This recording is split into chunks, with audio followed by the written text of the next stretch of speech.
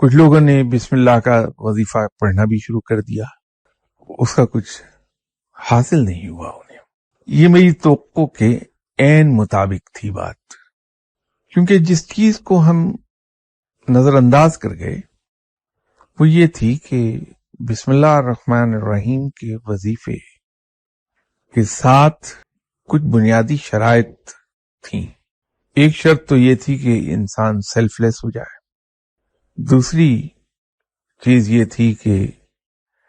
ہم لوگ پیشتر اس کے کہ بسم اللہ الرحمن الرحیم کو بطور وظیفہ پڑھنا شروع کریں، ہم دوسرے کی ضروریات کو، اس کی خواہشات کو، اس کے آرام کو، اپنی ضروریات، اپنی خواہشات اور اپنے آرام پر ترجیح دینا شروع کر دیں۔ تیسری شرط یہ تھی کہ ہم ہر اس آدمی کو آنے والے کل میں جس شخص نے ہمیں دکھ دینا ہے اس کو آج ہی ہم معاف کر دیں۔ اب ہو سکتا ہے کہ کسی صاحب کو یہ ہو کہ یہ کیسے ہو سکتا ہے، ہم کوئی عالم الغیب ہیں کہ ہمیں یہ پتا ہو کہ اس آدمی نے ہمیں کل تکلیف دینی ہے، اس کو آج ہم معاف کر دیں۔ مطلب یہ ہے کہ جو ہی کسی شخص سے تکلیف پہنچے اپنے آپ کو سمجھا دیں ہم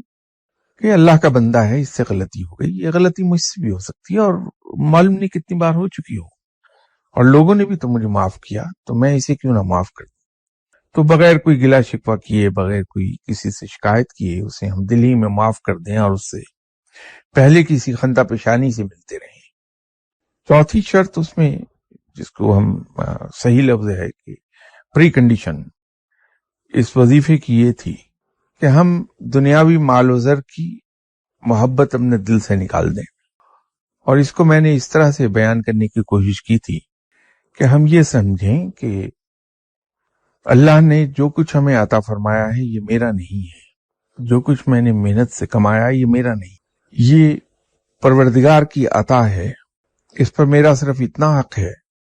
جس سے میری اور میرے خاندان کی جائز ضروریات پوری ہو جائیں، اور باقی جو بچ رہا وہ میرا نہیں، یہ دوسروں کا ہے، اور حقدار کو اس کا حق جتنی جلدی ہو پہنچا دیا جائے۔ جب ہم ان پری کنڈیشنز کو پورا کر لیتے ہیں اور پھر ہم بسم اللہ الرحمن الرحیم کا وظیفہ پڑھتے ہیں تو اس کے اثرات بالکل وہی مرتب ہوں گے جن کا ذکر ہماری گزشتہ نشستوں میں ہوتا رہا۔